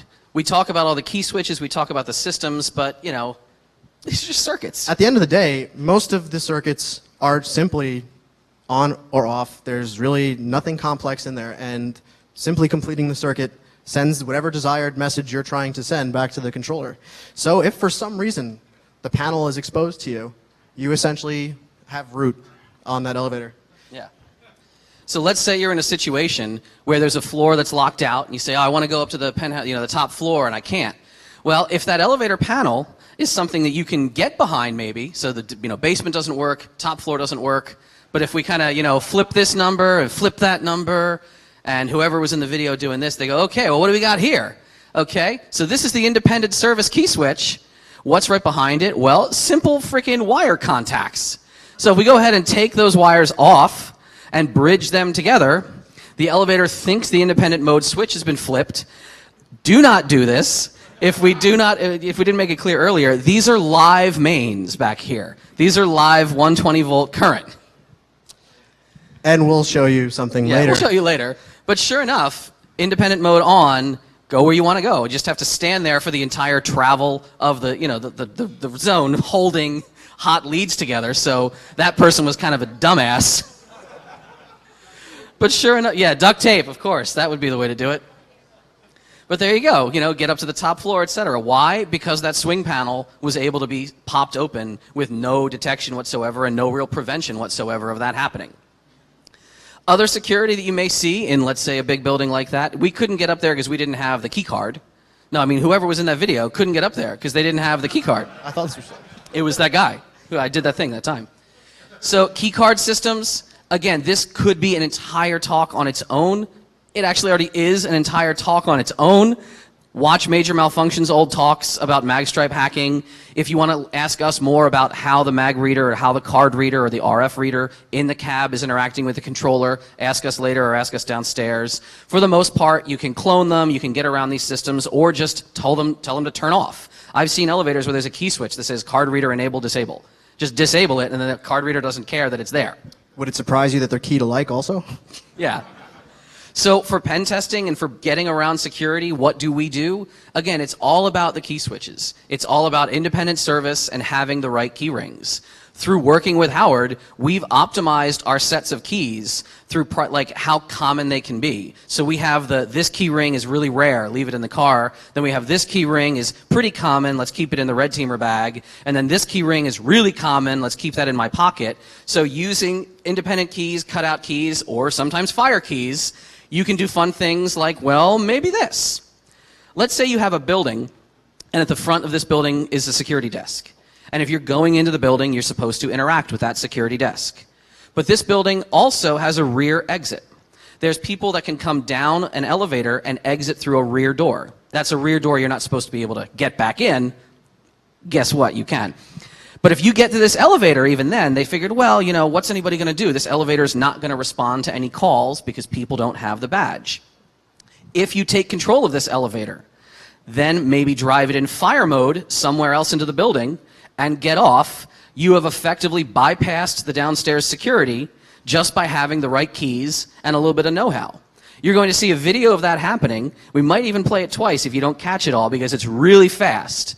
You're going to hear Howard and I say things like phase 1, phase 2. What we're doing is very quickly, with our own duplicate set of keys, flipping one mode, the next mode, registering a call, and I'm jumping on the cab with it. This is us getting in the back entrance of the facility. You can see the security cam. Door is locked. Door is not locked properly. Here's the elevator. We can get it to open its doors for us. but the only way we're getting to drive it up is with keys. I'm outside, he's inside. Ready? On. Phase 1, phase 2. Call is registered. I can pull my key, join him in the car. Bobak and I have done this at various facilities before. And also when you're doing that, you're not throwing all of the elevators into, fire service panic where they all drop down. Well, just to clarify, for at least the moment that you've put Very the car on briefly. phase 1, it is the bank of elevators will be on phase 1. Yeah. Now, in this case, we simply just turned it on that one car on a phase 2 and then yanked the key from the outside, effectively turning it off immediately, within seconds, to not disturb people within the building, right? Yeah. So everyone else did briefly experience that jewel flash on and off, Right. but hopefully they, didn't panic. And if we can just do another quick disclaimer, we feel like we're trained professionals, and there is a whole story to this particular job where we filmed this. We accidentally took this elevator out of service, and it was a big deal. Yeah, it took us like 20, 30 minutes of monkeying around and It was just like phone calls. I Yeah. don't know what I broke. Yeah, the controller got unhappy. So again, this is a really cool end run around security. Be aware of how that works. Be aware that you shouldn't just maybe look at the New York Post and get the keys like Yost talked about in his talk and be like, "Oh, I'm going to get some fire keys." And the New York Post said, "There's no way anyone could ever do that." So yeah, just because you think you can get the keys from a little low-res photo. Oh, fuck low-res photos, right? So this is a really high-res photo of the New York City fire key, the infamous 2642 key. Would you be interested to know that A, this is an unrestricted blank, this is a standard Yale key, or as Jos found out when he was looking at the photos, it's also the same blank, that Abbas uses. So he cut a nice little Abbas just looking at this. And as he was, looking and cutting and measuring, he's like, "That is not right. Is this right?" And I said, "Oh yeah, I found out about that." Would you like to know the bidding code for this key? Would you believe that I'm not really breaking security here when I tell you that 2642 is the name of the key for years because 26420 is the fucking bidding code for the New York City fire key? So they could yell at that one guy on eBay all they want. Like, everyone has had the name and the bidding of this key forever. Yeah, and what's really weird about it, though, it just goes to show you how slow things can change in this industry, is that Post article ran in like 2008, I think. Yeah. And this has been going on for years before that even, that people were selling these keys online and on eBay. And just to be clear, I'm pretty sure that NYPD treats unauthorized possession of this key as possession of burglars' tools. Probably. So So you probably shouldn't carry this. You probably also shouldn't carry the one that works in all of New Jersey, all of New Hampshire, and all of Massachusetts. That's the 3502 key, which is also an unrestricted blank, and which also has a really stupid bidding code. No, all right. Just so kidding. the tool, they're already freaking yelling at us. That's not the bidding code. That would be that's actually the real bidding code. Yeah, get the video later, I guess. One more thing about fire service and interesting fire operations. It involves the BACnet, the Building Automation Control Network. Brad Bowers did an amazing talk about this a couple of places. It has to do with the network-enabled communication in a building where, as Howard said, if there's a fire, but it's not in the lobby, the fire service might not trip. Well, a big building owner might want the elevators to go on a fire service if there's a fire anywhere else. There are ways of communicating between systems. Hey, there's this condition. Hey, there's that condition. The HVAC is having a problem. There's a fire sensor here. Learning how to sniff and spoof stuff on the BACnet can cause very interesting things to happen in a big building. And actually, if I'm not mistaken, I mentioned that dry contacts and just simply completing a circuit is the primary means by which elevators will use to enable these various modes. But actually, NFPA 2012 requires that dry contacts not be used. And Brad gets into that extensively in that talk, so it's worth checking out. Yeah, check out his talk. He's an awesome guy. The last most powerful thing you can do to get around a building, and again, we're not advocating it, we're just going to, look cool while not dying and doing it. Hoistway access. As we said, who is more powerful than a fire operator, an elevator operator? Somebody driving the car from in the hoistway itself. Would you like to see what it looks like to get to a restricted floor by doing something that my mom thought was way too unsafe and got upset? Here we have a secure building. The footage on the lower right is the floor where we're all standing. The footage on the upper right is the destination we want to be. What are we going to do? Well, we're going to seize the top of the elevator, by catching the cab in between floors, getting on top of that elevator, where only 2 of the 3 people in this footage have any business being, and somehow they didn't kick me out and let me come along. There is, as we said, there are car top run controls. And people at, let's say, MIT have known this for years. How many people have ever heard of the late night elevator rides at MIT? Yeah, this is what's happening.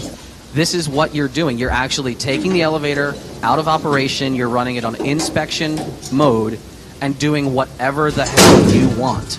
There's floor lockouts, fuck you. There's badge for this elevator, fuck you. There's a fireman who wants to use the elevator, fuck you. I'm running it from the car top, and I can go any direction we want. We can go any direction up or down. We can go, here we are, and sure enough, Howard's driving it up. We get to the next floor. What kind of security locks do you think exist inside the hoistway doors? Basically 0. 0, yes. There we are. Actually, and we step out. now, the NYFD actually allows you, You can just send to it down. use a lock to secure your hoistway door. It just has to be the 2642 key. So yeah, hoistway rides, right? Now, were we using any special keys at all? Yes. We were using a different kind of key though, right? Sure. So, if you ever see that little hole in the corner of the door, that is what's called an escutcheon hole. And an elevator mechanic will use a tool like this, a drop key. And essentially, they're just reaching inside. When that metal flag drops down, they can rotate the key, lift up on the flag that's attached to the release mechanism, the door opens. There are all kinds of different keys. It's really not worth getting into the different distinctions between all of these, but every door has a key. Let's just put it that way. And some people who weren't authorized were using these keys interesting ways, right? Absolutely. So, New York City Housing Authority is the single largest owner of elevators in the world, according to my understanding. And they have a unique experience with unauthorized use of hoistway door keys. And as this slide might suggest, what people were doing was hiding drugs inside elevator doors. Because I guess they figured, hey, you know, who's going to look there? Well, besides an elevator mechanic, right? But they probably knew, hey, no one's taking care of these elevators anyway. So what people would do is they'd have a door key, they'd open it up, they would tape the drugs to the inside of the door where no one else could get to it, and then say, hey, I left it in that spot. Yeah, it's right? in that place I put that thing that time. So of course, there's a solution for this, right? So the industry came out with escutcheon hole locks. They said, all right, you've got this little hole, and you don't want people sticking things through it. We'll make you a little lock that will fit right in. It'll have this mounting collar, and then if you slip the lock through, it'll just plug up the hole. And we'll give you, you know, that nice high security tubular key, right? So we have the tubular key, opens the lock. It's just a little rotating tailpiece, just this little tail bit interacting with the fat collar on the other side. And if you don't catch what's happening there, you can see back here, the tailpiece is clear or the tailpiece is blocking. Very simple mechanism, really neat idea, right? Now, as I said, you know, tubular locks are what? Tubular locks are awesome, right? No, tubular locks are pretty bad. Here's the nice tubular pick that Tool happens to have downstairs. Try it, try it, try it. All right, well, that's kind of turning. And now that looks pretty turned all the way. Hardest part, just getting the you know, the lock out of the hole. There we go. Now, you might think that like, oh man, that's terrible. I guess they should use like an ACE, you know, 2 or a really nice quality tubular lock or maybe something better than a tubular. Well, there's a much more fundamental problem that Howard realized as soon as he, you know, bought one of these to play with it, and he showed it to me, and I was like, no way, that can't happen this way, can it? So, if you go to the next slide, Yeah. you'll see that there's a tapered edge on the side that faces the general public. So, grabbing it with a tool from the outside is actually a little bit difficult. Right. Unless that tool... Do you see how this installs, right? You see the collar is got 2 halves that screw together? So if you're outside and you have the real key, you interact with the lock plug. That's called the speedy key. If you happen to have any other tubular key ever, it won't interact with the tailpiece the right way. What it'll do with the application of a little bit of extra torque is just start unscrewing the whole mounting collar.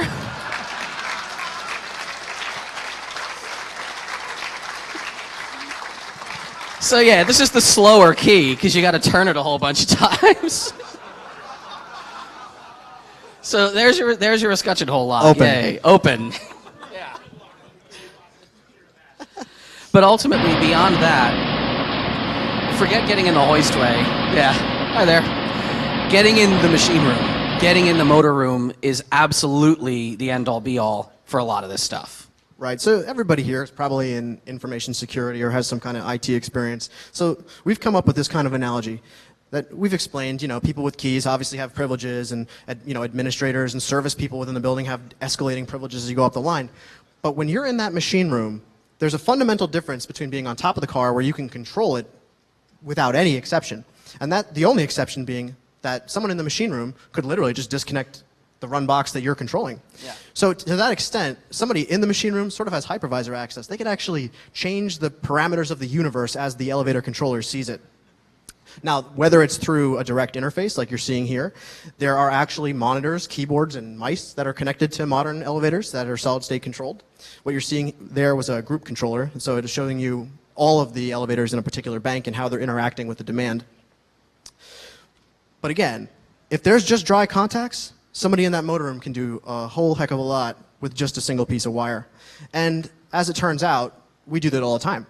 In fact, part of our job very frequently would involve jumping out various safety circuits during testing, which we'll get into in a second. Like an elevator's never supposed to run if the doors are open. And really in the beginning, an elevator's never supposed to run if it's on its finals. If it hits the final limit, that elevator's dead, right? What does an elevator mechanic come out and fix? He jumps out the final. He just says, no, that circuit's not actually tripped, and then drives the elevator manually. There's a lot of interesting things, and when I started looking at some of the stuff you showed me in elevator rooms, you really start seeing notes everywhere. Yeah, so it's hard to memorize all the different places you have to connect the wires to do various different things, so there's sort of a trend in the industry to use elevator graffiti, as they like to call it. And basically, you write down, for the guy that's coming in behind you, what contact points you're working on when you do can see various the governor things. jumpers here, the door locks are here, the car station's here, all the interlocks, they're just listing them on this graffiti slate. But what's interesting is whoever did this was obviously a little bit concerned that this information shouldn't be leaked to the general public because they put it on the inside of the mainline disconnect switch. Because who's going to open up the mainline disconnect switch, right? Well, an elevator guy. I guess. Yeah. Well, actually, you're really never supposed to. Really? Really. Only if you have to recycle the power because That's you're for the some bozo. electricians. But this is what people like Howard do to drive an elevator way beyond normal operation. When you do like a 5-year test, what do you end up doing? It's a full load, full speed hit into the buffer, Yeah, right? when you have a traction elevator, a cable-driven elevator, every 5 years, you're going to put the capacity of the car plus a little bit extra inside, in usually lead test weights. Somebody will cart them in, put it inside the cab, and at full speed, you'll then allow the car. At full speed, you'll crash into the buffer. But you also have to test the governor. You test the safeties. So you'll actually overspeed the car and force it to trip electrically and mechanically. So think about that for a second. Yeah. You overspeed it once, make it trip electrically, it should stop. Then you have to bypass the electrical portion of the safety and then actually make it trip mechanically. It is a fantastic sight to see. Yeah, the in real idea, life. you know how many people you talk to your friends about having good backups, and you say, well, have you ever actually tried to restore from your backups? Have you ever wiped your system and seen if the restore worked? And I was like, no, that would freak me out. The elevator industry does this, man. They actually run these tests. What you're about to see looks like a catastrophic accident. This is not an accident. Everything you're seeing, bypassing any number of safety mechanisms, which have all been jumped out by someone in the machine room, is crashing an elevator down into the pit buffer after 40 floors. And here we come. Someone like him manually was doing that from the machine room.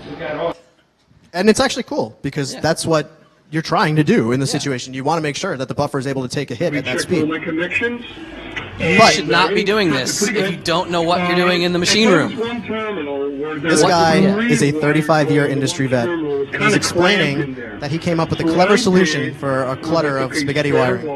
It's like, okay, I got my wires, and these wires carry what kind of current? They carry very nice heavy current. What the hell was that?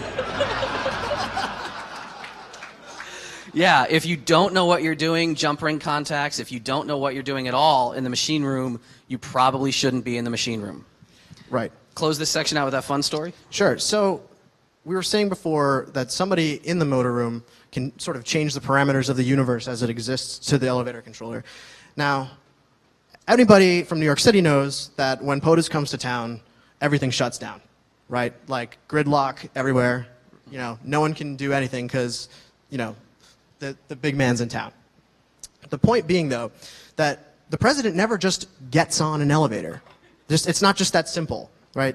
In terms of actually securing it, I know that somewhere, somebody's got a pretty good idea that motor rooms need to be secured, because when he comes to town and he has to ride an elevator, there will be a Secret Service agent in the motor room with an elevator mechanic. Now, I don't want to say that the mechanic's kind of at gunpoint, but, you know, if he, you know, pretty much. Anything goes wrong with that elevator, it stops between floors or what's going on, they're on the radios. They're saying, get this thing moving down to the parking deck now. I don't care what you have to jump her out. Kill all those safeties. Move, move, move, move, move. The last verifiable elevator entrapment involving a president that I'm aware of was Lyndon B. Johnson. That must have sounded hilarious. I can just picture his voice. Speaking of listening to people's voices and talking and stuff in elevators, we're going to hit really quick on a little freaking section for you, if you don't mind. Sure. So, Talk about phones. elevators have phones, right? Two-way voice communication shall be required. That's part of the elevator safety code. The idea is that if you're in an emergency situation, you can simply hit a button. And I'm sorry, actually, I may have said voice communication shall be required. It's actually voice communication shall not be required, to clarify. The idea being that if you're unable to communicate, maybe you just don't speak English, you know, but for whatever reason, if you're not able to communicate the circumstances that there is an emergency, there's usually a pre-programmed message on those phones that when you hit the button, gets a dial tone, dials out, plays the message. Sometimes they dial 911, so don't just hit the button willy-nilly. Now, what you're seeing here is an example of a non-compliant emergency phone. Now, not only do you need hands to operate this, but you need to be able to speak. Yeah. Now, here's the right kind of phone. It's just installed behind a panel that you need hands for, so, like, maybe that's compliant. I don't really know. But in general, understand that these are real phone lines. The elevator has a phone line running through its traveler cable to every car. If you can get to those phone lines, either up in the machine room or maybe on the phone itself, who wouldn't want, like, just an unsecured phone line that they could do almost whatever they want with? There's nobody in this room would ever think of things they could, like, box on that phone line, right? Beige block or something? Yeah, so most of these lines are sometimes limited to local calls only, but it's not about always dialing out. It's about dialing in, where we start to get interested in some of the intelligence fields. So learning that phone line, like calling and IDing that line, or the old 258 trick might used to work, or just, you know, looking inside the panel, finding the phone number from there, or looking at the freaking, like, the sign outside of an elevator, why this is here. Anybody's guess is as good as mine. The only thing I came up with was that there were just such a frequent amount of entrapments that the building owner said, hey, let's put up a sign, so this way when someone's stuck, we can just call and find out what's going on. Most of these phones, however, elevator phones, are designed to automatically pick up silently and be on speaker after one ring if you call them. So if you were to call the elevator number, maybe you're just a real freaking big troll and you want to make people think they're hearing voices all the time. And you just be like, I'm the elevator, I'm watching you. Help, help, they've turned me into an elevator. Yeah. But the bigger problem than people being, you know, Jackie with this kind of stuff is calling an elevator phone and not saying anything at all and listening to what's being said in the elevator. This is an actual concern, whether it's based on the phone system or even some just have intercoms up in the machine room. When big people come to town, and let's say down in the Beltway, people who officially don't work for the phone company but kind of work for the phone company and have a lot of clearance are at the phone company monitoring certain lines, saying, why is there activity on that line? Is somebody stuck in an elevator? Tell somebody to trace whatever's going on with that line. Somebody shouldn't be calling that elevator right now. Who's listening in, etc. But understanding how these phone systems work, you can do, if you're interested in this stuff, you can do a lot. Yeah, so one of the most concerning things when I started researching elevator emergency phones was that I needed to change the combination on my luggage. So, but it's okay, because obviously this is, you know, security through obscurity. It's not like this information is published. Oh. Slide. So, again, even if it wasn't published online, right, it's not like they're just putting the instruction manual in the phone cabinet, right? Shit. Yeah. Yeah. So there's that. Like, Not even Nicolas Cage can believe this. let's talk about some other unbelievable stuff. Let's talk about, for a minute, everything that's wrong in movies. Because Hollywood loves them some elevators, man. They're a great plot device. How many people have seen, like bulletproof elevators? Like, they got to get away, and they're shooting at me, but the elevator door has that nice dimpling on the inside, right, where the bullets are striking. That's all fucking bollocks. That's Penetrates nonsense. the outer door, but not the inner door. Yeah, because it slows down from the outer door. Like, the detective is chasing a criminal down the hall. And we know why movies like elevators, right? It's that suspense. So is the door going to close on time? Is he going to get it? Oh, he's got his gun. Blam! No, like, if he was a half step slower, he still would have shot right through that door and mowed down anyone inside. Elevators are not bulletproof. Please don't hide from an assailant in an elevator if you're in the middle of a gun battle. Everything you've ever seen with an elevator that involves like a crazy box and clipping wires and I'm going to hacksaw the box saw and the Gibson.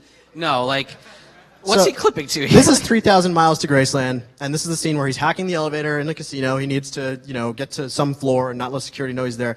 So it's interesting. He clips his alligator clips onto a timing crystal right there and onto the outside of an electrolytic capacitor there on the emergency phone. Yeah. But he's got his big 7-segment display and everything, so he's rocking it out. And then he's going to cut off the emergency phone that he just clipped to, so he's good. But yeah, all of these boxes that you see, I mean, this doesn't exist. It's all Hollywood magic. The only thing that's real in that scene is that he blacked out the camera, because most elevators, have cameras nowadays. He didn't have to do that. If you're interested to know about a lot of elevator cameras, there's way easier ways than using stickers or black paint to disable them. One of the most popular ones in the industry, the Dracacam, you check the manual for this. The manual will show you it has a little remote control. Do you know what that remote control does? It turns the camera off if you just like, bloop. It's like a TV be gone for cameras.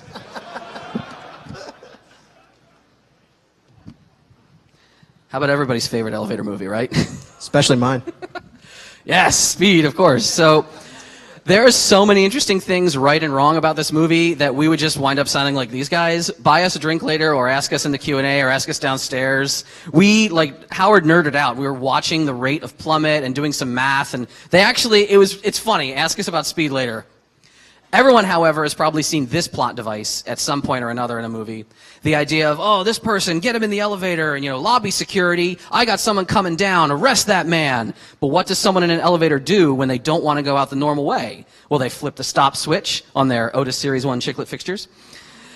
And then they got the secret panel, right? They got the panel in the roof, which is never locked for some reason in movies and TV, even though it's always locked in real life from the outside. It's usually locked. Usually, maybe. But of course, I'm just going to go up, and now they can't find me. Where'd he go? He's on the elevator. He didn't go anywhere. There's nothing else in that hoistway that you can get to. There's no ladders in the hoistway. There's no ducts that take you somewhere else to the basement where you find Marvin and get the radio to listen to the terrorists. The other thing about opening that top hatch is the safety string circuit. Elevators, as we said, have many different circuits of safety and many different ways of error conditioning. If anything goes wrong with the elevator, that it thinks a door is open or an interlock is open, it'll stop the elevator completely right that moment. It'll say, whoa, something's not right. This ain't good. The top hatch is usually part of this string circuit. The door locks, etc. So you have like Terminator 2, right? They're running down the hall having a battle, of course, with their bulletproof elevator. Boom, boom, boom, boom, boom, boom, boom, boom, boom. Oh, we're safe. We got in there. We got to stop those bullets. But the T-1000 says, well, that's not going to stop me. I'm going to make my hands claw this thing open. Right at this moment, that elevator is not running.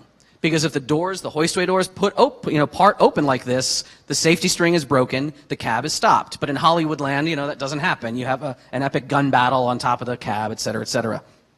They could have made this scene accurate if the T-1000 had turned his cybernetic alloy fingers, whatever, into a wire jumper, and he had completed the circuit, and they would have kept running. Yeah, maybe that was happening out of picture. We don't know. So, like, this is also popular whenever you see... How many people love this movie, right? It's a great movie. So they got one thing right, like, elevator screw-arounds are dangerous in the hoistway. The rest of this is wrong, though. Like, other than River Phoenix almost dying... There's no such, there's no pushbacks and setbacks in the elevator. There's no corridors that take you somewhere else. There's no lights on the car top usually like that. Well, not like that. And also, there's no door roller. There's no release rollers on the doors, so it's a fake hoistway for Hollywood too. Pretty much the only movie that really got anything realistic I thought about an elevator was Usual Suspects. Because who likes Usual Suspects as a movie, right? See, here you're actually going to see why someone as an elevator guy could be a cool assassin. So He's even like dressed like an elevator guy. secondary career for you, like taking out Kobayashi's lawyers, right? So if someone is, because why is this realistic? Because he's on the car top. He's riding the car top. So he can do pretty much whatever he wants with that elevator. He could absolutely let it platform, let it pick up this call from the car top. McManus could go ahead and he could kill the lights. That would be totally feasible. McManus could open the top hatch and jump her out that safety string from the car top, so that's plausible. He could even, if he wanted to, drive this to where he wants to go. But instead, Press 20, do it now. he says, press 20, do it now, because maybe he's smart enough to know that inspection travel is much slower than automatic mode, so he wants to go really fast up there while they slap Kobayashi around. But in general, we kind of dropped that in because we thought some of those stories were funny. I don't know if you think that's realistic or not, but a lot of things in movies are not true. Ask us more stories if you want to know more about that. If you want to know what really is not good in real life, however, we're going to flip it back to Howard in ways you as a building owner can stay out of legal hot water. Does anybody recognize this screenshot? Okay, from PBS Nova, Trapped in an Elevator. Story of a guy named Nicholas White. He was trapped in an elevator for something like 48 hours. He pushed the alarm button, he pushed the phone button, nobody came to help him. Now, there's supposed to be 24/7 monitoring for the phone. There's supposed to be an alarm bell that's within earshot of somebody in the lobby. In this case, things just broke down. For some reason, nobody was able to get his call for help, and he was stuck there for an extended amount of time. But with that being said, testing the alarm bells and testing the emergency phones is something that most building owners can actually do on their own, especially if they're providing their own internal monitoring. If your elevator emergency phone goes to the security desk especially, you should be testing it on a regular basis to make sure that it works. Because for some reason, they actually go bad pretty frequently. Yeah. And if your first responders are showing up to an actual emergency, entrapment or otherwise, and they find that you're not following code, I don't know the section of the code that deals with writing on the key switch in Sharpie for the fire service key switch, but I will research that and get back to you guys. Yeah. A lot of times you will see local regions that think they are immune to code, that think they're beyond the law. So you'll see situations where, again, this was the transit authority where I live in Philadelphia. This is SEPTA's elevators. They don't have a proper button on the platform level. They put a key switch in. I don't know if they have a variance for that or not. I bet they don't because they just, whatever, we just don't want people screwing with this. This is cheaper. Throw it in this way. If you are having a perfectly normal day and your elevators are fine, who cares, right? Whatever, you're skirting the law, I guess. You saved yourself $650. If you have a problem, if you actually have an incident, this is kind of the stuff that comes back on you. If you're a building owner or if you're the controller of this facility, they're going to say, why are you not following code? Who the hell let this slide by? And you're facing serious fines and problems. If your emergency phone is not a phone but a freaking speaker, and at least it says right on there, this is not correct phone, fuck you. I've never heard of an emergency speaker to something else. Right. Yeah. I guess you could be like, help, help, help. I hope someone's hearing me, help. But yeah, those alarm bells, the alarm bells which usually would go off if you press or flip a stop switch, which you normally shouldn't be able to do because these are not always called the stop switch. There's an interesting history to stop switches in the elevator industry.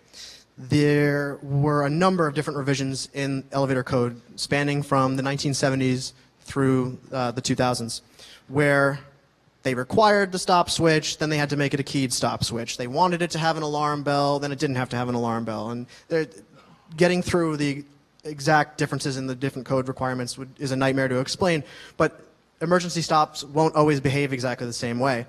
A lot of times they're toggle switches, and if there's a toggle switch in an elevator that you're riding in, you should feel a little bit less safe, because historically I think there was a sort of level of security that the stop switch provided. People didn't really trust that an elevator, was safe, and that was why they were there. But the reality is that more often than not, they were actually used by bad people to do bad things to nice people that were inside the elevator. So I don't know if anybody had seen, there was a video with Jay-Z. He gets assaulted in an elevator, right? Someone is throwing punches at him, right? Yeah, his girlfriend's sister or somebody, right? I don't recall the details. I don't watch TMZ. But The stop switch is involved in that video. She punched it. Yeah, if you haven't seen it, watch it again in that context, and Yeah. it changes what you're seeing because they. Security guard, his security detail couldn't like pull the button Yeah, back he's out. like the She's just security guy's wailing like on it. frantically trying to get to the stop switch, and he can't. Yeah. But also things like just not properly, forget not securing the stop switch, not securing your hoistways and motor rooms. If you have, and a lot of facilities are not proper in this regard, man, and people who certainly weren't us have explored a lot of facilities and seen things awful. Like the air duct that just actually does go into the hoistway for some reason. Completely not compliant. You should never be able just to get into a hoistway from a non-hoistway door place. Like, no. You should never, if you're in a hoistway from the wrong space, be this fucking guy. You've heard of elevator surfing, like from MIT, but this is counterweight surfing. He's riding This is the insane. counterweight. That is so nuts. And if you know who this is, he'll buy you like 2 drinks. Yes. We told you we'd tell you a story about a motorroom door, right? Motorroom doors by code have to be what, Howard? Self-closing, self-locking. Is this self-closing and self-locking? No. But this elevator was on its finals, right? So they had to send somebody out with the right keys to go mess around in the motorroom and, hello IT, turn it off and on. Right. So obviously it was an elevator mechanic. Right? Oh no, that's a security guard. Yeah. Now- Guy making $10 an hour. There's no way this guy is going to be able to repair what's wrong with this elevator. Now, again, he probably didn't even know what was wrong. So from the building perspective, security just knows that the elevator was out. And their standard operating procedure in this case was to simply send a guy up, throw the mainline disconnect switch, put it back in. If it fixed it, then all was good, right? And they probably wouldn't And they'd- call anyone. Right. like- They would just ignore it and say, hey, I don't know what happened, but, it's Yeah, working glad now. we're up and running. So there's a funny story to this. Dave Oops. basically got banned from this facility for life for taking this picture. What happened was, as soon as he took it, the guy turns around and is like, what are you doing? And I'm like, I'm taking a picture of that lock. It's fascinating. And I remember the security guard turns to you and goes, there's nothing fascinating about it. It's a master lock. Yeah, so, I found that totally fascinating that was on that door. That's like way, way wrong. Okay. There's like 9 things wrong with that photo. But this situation escalated extremely quickly, and before we knew it, we were surrounded by a cabal of security guards. Yeah. We SC'd our way out of it, but like whatever. Well, yeah, what was interesting was, so go to the next slide here.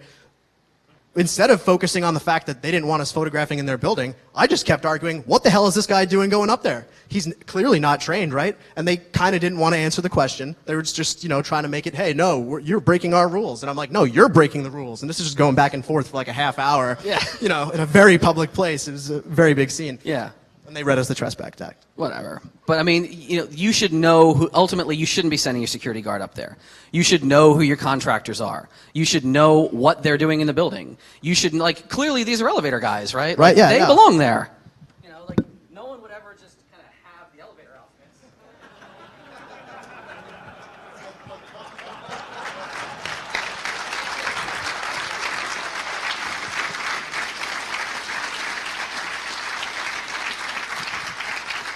What? No, we totally have to fix the systems, sir. I belong in the motor room. Fuck off. You're not authorized.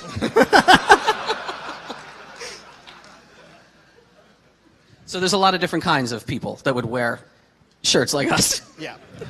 So, bottom line is, though, if you're a building owner, chances are your first line of defense is just your internal facilities and operations people. They probably should not be in the motorroom. If you're sending them up there for any reason, they really don't belong there. Now, you should have an elevator contractor. If you don't, God help you. Yeah, why is there not one on file if you Yeah. don't?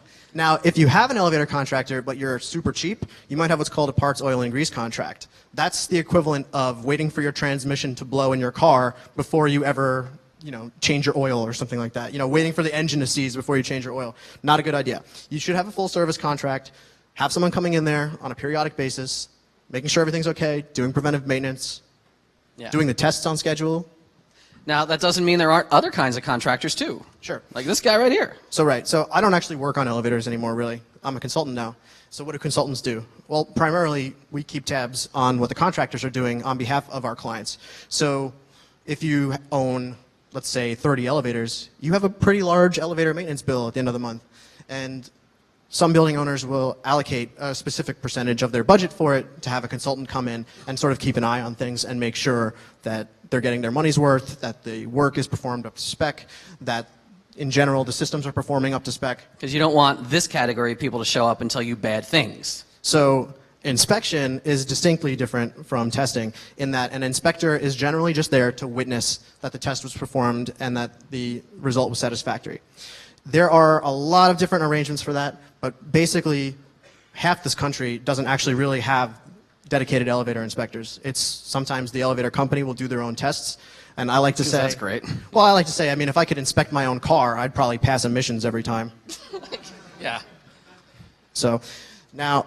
There's also things like AHJ. That's where you have an actual state inspector who will come in and witness the test. So a state like Connecticut, for example. Yeah. Now, if you notice, though, if you're ever in an elevator in Connecticut, the inspection certificates are almost always out of date. Yeah. And that's because they're just so woefully understaffed. Yeah, so ask us questions later if you're really interested in inspection and testing and how the industry does or doesn't keep up with its practices correctly. If you are a building owner, ask us about how to check up on your own MCP, like how to see if someone's doing the right maintenance controls. Yeah, so basically the elevator industry generates a ton of paperwork that's indicating what they did, when they did it, that it was performed on schedule. Your maintenance control program should look like this. Oh, no, not like this. This one's blank. Yeah. Actually, if yours looks like that, that's a problem. Yeah, this wasn't downloaded from the internet. This was somebody's MCP on site. This actually, believe it or not, came from a site where there was an incident, and they had months to, fix the elevator and do all kinds of other things, and they just left the blank records there for us to find. Yeah, this one I loved, and anybody who does forensic handwriting analysis loves this. So, we got your test logs. So what someone did is they just said, oh crap, we haven't been filling out the test log at all. Maybe somebody was like coming over as an inspection.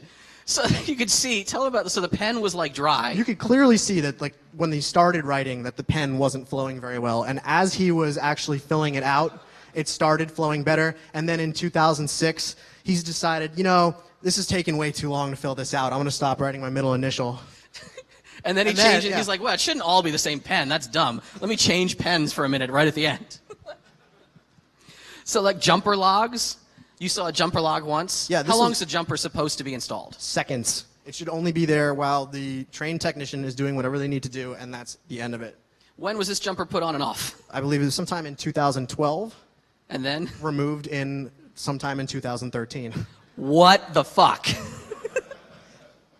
So yeah, there's a lot of collusion that can go on. The idea, as Howard said, if the person doing your inspection is also responsible for doing the work, if someone says, oh, I don't know, those roping cables, they're looking kind of tired, you probably need to replace those, would be a shame if they failed inspection. Well, here's the sort of problem. Who are you going to ask? If you're asking maintenance contractors, they have a vested interest in selling you maintenance, right? So sometimes you'll encounter situations like this. When tests are performed, tags are permanently affixed to the elevator components that were tested that indicate when it was tested, what the result was. In this case, Otis indicated that Otis performed the test. Like, no, it's supposed to be, unless the guy's name was Otis. This is bullshit. And the other thing that's weird is that it's an annual test from 1996. And the tag's still there. What is it doing there? Yeah. And I remember when this came up, they were like, well, we never really cleaned up the old tag. We forgot to clean it. Well, it's like, oh, I didn't remove my luggage tags from, well, 6 what happened years to the ago. new tag? Yeah. Oh, we cleaned that one. Here's another one. So there was a very high-rise building that had very expensive ropes as a result, because the more rope you need, the higher the price tag gets. The building owner was not particularly careful about monitoring their expenses when they had this contractor in there. And over the course of just a couple of years, they were told that their ropes were going bad over and over again, and they were being billed to replace the ropes. There's one problem with this. Just like when you tag a test, you tag the ropes and other certain semi-permanent components. The last time these ropes were replaced was 1972. How much did that cost every time they had new roping? Tens of thousands of dollars per cab. Well worth it if you're a building owner to stay on top of this stuff. And if you're not staying on top of things, if you wind up red tagged, that is a bad frickin' day, man. This is a little unusual too. So this is actually an escalator at a casino. in Atlantic City. What happened here is a little unclear to me. The state of New Jersey only has 8 different types of tests. This is a number 9 type of test. Your guess is as good as mine as to what that means. They're just like all of the above, all wrong. You fail. Speaking of things failing, like doing elevator tests and doing them properly, it matters a lot. Would you like to see some fun footage of an elevator test that thankfully no humans were hurt being performed? No, you want to see humans hurt? Sorry, we don't have that footage. All right, ready? We're going to trip a governor and see if the brakes work.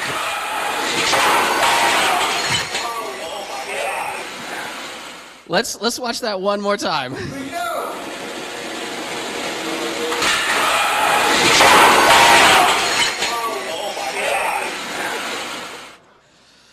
That's super fail, right? Have your tests done. Have qualified people come in. Have that happen when no one's in the car so that your ass is not getting sued to oblivion. And of course, follow your typical building procedures. If Steve and I show up at your location wearing these t-shirts and Thyssen happens to be your contractor, that does not mean we work for Thyssen, but we can probably spin a pretty good line of bullshit and work our way in if you're not careful. So with that being said, just make sure that people are following procedures. I can tell you from personal experience that just showing up on a site and saying, I'm the consultant, I'm the inspector, and actually believing it, people will pretty much let you in. And it's also very common to go through service entrances when you're a contractor like that. So yeah, you're walking around in the back areas, no one really notices why you're there, because clearly you belong there. What's the one place that actually you could not like just breeze in? So the one most secure facility in my memory, it didn't even have an elevator. It was a wheelchair lift, like a little platform lift that only goes up about 3 feet. And when I entered the building, as immediately when I entered, somebody comes up to me and goes, "Who are you? What are you doing here?" I'm like, "Oh, hey, I'm the elevator inspector." And they're like, "Okay, can I see some ID?" You know, and they carded me. And this actually happened about 3 or 4 times. It was the Church of Latter-day Saints. Yeah. So if you're a non that's trying to get in there and cause mayhem, like elevator ain't the route to do that, I guess. But mad props, they followed their procedures. So. Right on.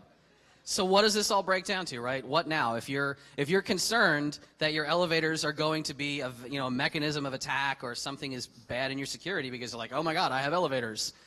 Understand that there is a difference between your average elevator tech and a security consultant tech. Understand that there's different levels of people in the industry, and getting to interact with someone like Howard, getting to meet you and getting to learn about this. And if you're a building owner, asking him the kind of questions that you can't ask your general, just contractor guy is an incredible resource to have. So reach out to people who know. Reach out to people who can give you the right details for odd situations. Here's one little fun final couple of tips we'll give you if you're ever stuck in an elevator. Now, when you ignore us and our disclaimers when you leave here, I just want you to keep in mind that you may find yourself entrapped. Please do not try to escape the car by prying the doors open or using the top emergency exit. That's the first thing. There are a couple things you can probably do that may actually get you out of that situation, though. The first, of course, is don't panic, and remember to bring a towel, of course. But you don't have to hit the emergency phone the second you get stuck, like if you're on a red team job or something like that. If the lights inside the cab are off, there's a separate emergency light usually. If the emergency light's on and the main lights are off, the power's out. That's nothing you can control. You're screwed. Hit the emergency phone. If the main lights are still on, you still have a couple options. The first thing, it's pretty simple. Just hit door open. Some people panic and don't think to. Yeah. But if you actually, if in some of the 24/7 monitoring services that exist to provide that emergency phone answering service, they have a script that they follow, and one of the things they tell the people is, well, did you try hitting the door open button? Yeah, you'd be surprised how often that works. Yeah. If that doesn't work? If that doesn't work, they'll tell you, well, try hitting door close, and then hitting the door open button again. Sometimes the door operator just gets a little confused. You can try placing a call to another floor. Sometimes the lobby will be not locked out, but maybe guest floors in a hotel will be locked out, and you just are located somewhere where you can't open the doors. So make sure you try, of course, all the different buttons. And try then all your badges. Yep, try your badges. If you are an authorized user, you can try some key switches. Yep. And if all of that still doesn't work, there's one other thing maybe you could do. And I say this with extreme hesitance and caution, but if you take the palm of your hand and touch it to the flat surface of the door, see if it's moving at all. Don't try to pry it open. Don't stick your hand in the gap. If it's a biparting door that splits in the middle, do not stick your hand in there. But just see if the door is moving at all. If it does move, try to slide them closed together gently. Occasionally, the door just isn't closed. And if the door's not closed, the elevator won't run. And if none of that works, yeah, go ahead and call for help. If none of that works, don't try the fucking top hatch. I don't care if someone who's a bozo, like, I don't know, Ross and Friends or somebody did it once. I don't freaking know. But, like, don't go out the top hatch. Even if you think you can get it open or push it open or, oh my God, this one's unlocked, it's not getting you anywhere useful. Yeah, or the side exit if applicable. Yeah, some elevators have side exits. Ask him later about that. It's a funny story. Don't exit a misleveled car.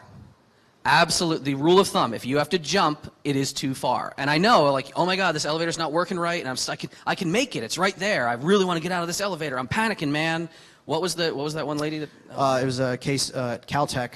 There was a woman named Annette Lujan who was fatally crushed that way. The elevator had stalled. She was able to get the doors open from the inside, and then 2 bystanders said, hey, we can help you out. You know, grab our hands. We'll pull you out. The elevator moved unexpectedly, and she was fatally crushed. Yeah. Stay inside the elevator itself. Even if you might not be comfortable, the safest place to be is in the elevator, believe it or not. The elevator wants to keep you alive. We wanted to keep you alive. We hope you learned a lot. We hope you had fun. Thank you very much.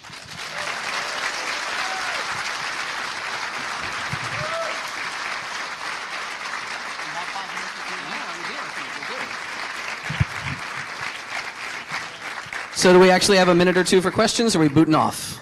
Somebody give us a lighter. Oh, wait, we got a guy right at the mic, and we got a hand. I don't know what you're waving at. That's a way. I guess that's... So, what is your question, sir? My question is, so there's a lot of stuff that you say, don't try it at home.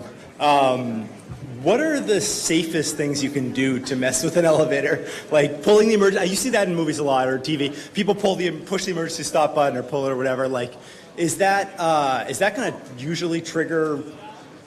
grievous responses of alarms and things happening? Like most run stop switches are alarmed, so avoid it if you can. Now, the other thing to keep in mind is actually hitting the run stop switch will bring the elevator to a very abrupt stop, and it is possible to cause mechanical damage by doing that. So if you don't know the job, I would definitely avoid doing that. In terms of the quote-unquote safest thing to do, yeah, I mean, that's a tough question to answer, but pretty much anything inside the cab, usually you're still at least safe. Thanks. The Hotel Pennsylvania Are the Hotel Pennsylvania elevators elevators safe? No comment. So I was in Canada, and the elevator had a light on it that said shuffle, and it also had an indicator that would say servicing other floors. Yes. I believe you're referring to Toronto somewhere. Yes. It is. I've seen pictures of that. I believe what that is there's again a mythos to it online. And what people have explained is that, well, it's for Otis guys to get on top of the car. That is absolutely false. First of all, Otis never talks about their proprietary technology if they can avoid it. So they would never make a statement like that. The second thing is, I believe those are double-deck elevators. What the shuffle button is, as it was explained to me, was that somebody could press the button. It would actually allow them to switch whether they were going to an odd or an even floor, because it would only serve odd or even floors. Oh, okay, I got you, because it's 2 cabs. Right, so in other words, it would basically let you off, shift up a bit, and then actually allow you to step on the other side.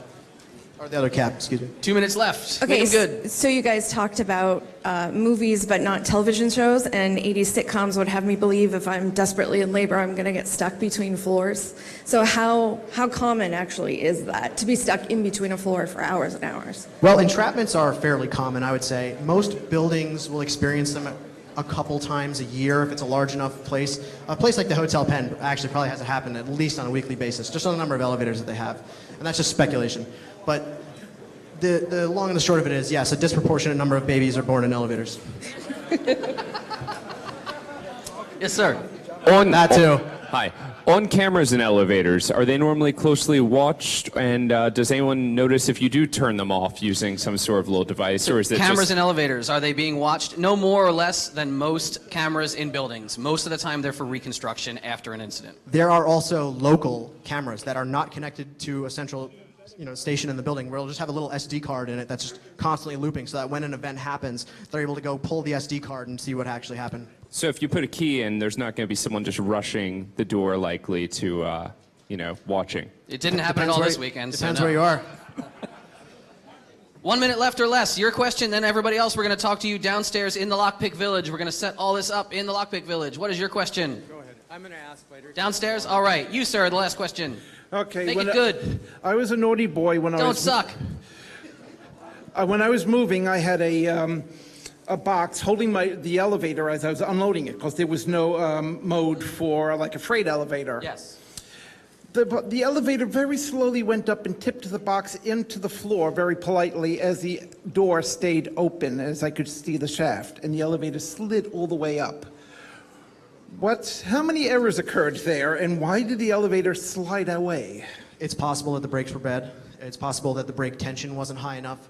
It's a little bit more common than you might think. There's a specific video on YouTube that I'll refer you to that actually shows a situation where an elevator mechanic was inside a cab when that exact type of situation occurred. That's what those rope gripper safeties are intended to prevent. Yeah, he was talking about the floor was actually pushing his possessions, not nudging, which the elevator will do more and more angrily if you keep holding a door open. Correct. And that also meant that the building owner went and corrected it. He went up into the tower and pressed a reset button or something to regain the control of the elevator. No. Because that's how they closed the door. That's my answer to that. That's it. All right. Thank you so much. Thank you to Ted for recording this. We'll have DVDs of it. He wants, show your friends. We had fun. First time he gave a talk at a con right here. Howard Payne, ladies and gentlemen.